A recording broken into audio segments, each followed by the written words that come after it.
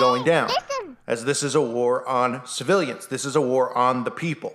One of the things you're going to see all around the world, they'll tell you it's because of what Russia's doing in Ukraine, because they can make up anything they want and people believe it, just like they're doing with the oil. Apparently, America's dependent on the oil from Russia. Huh? Since when? Oh, I don't know. We just made up the statistic, just like we did with everything going on with the 1-9er, and everybody just believes it. So when they spike prices, they cause more inflation. They cause more people to, lose more money at the gas pumps than they ever possibly would. And then that spreads obviously to food and other things, because then they come in and they say, well, there's a food shortage too. And you go, what? Wasn't there just a food shortage with the 1-9er? Oh yeah, there was a food shortage then because we told everyone to burn their crops. Oh, right. Oh, and then there was a food shortage with the 1-9er because apparently we couldn't get food off of ships, even though truck drivers were sitting at the ports waiting for their trucks to be loaded.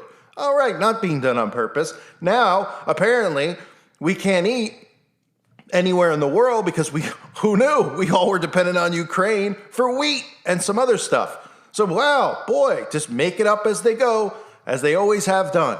Well, one of the things that comes of this is them coming in with a solution for food. Remember, when people are starving, they're going to need hand-me-outs from the government. They want people to become dependent on the government.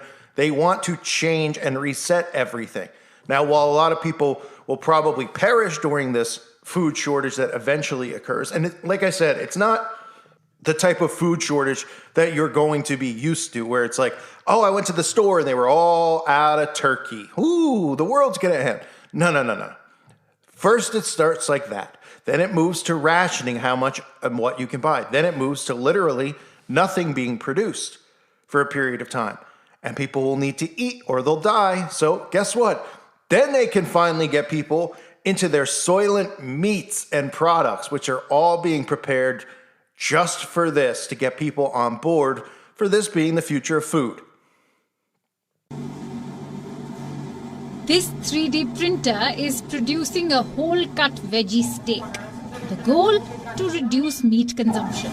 The environmental footprint of meat production, animal rights and human health has created much awareness. And so, hopping on the trend of vegetarianism and veganism is Novameat.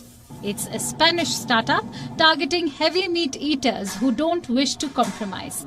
They want the meat's smell, taste, texture and appearance to be real. Novameat's first attempt to make a steak was in 2018.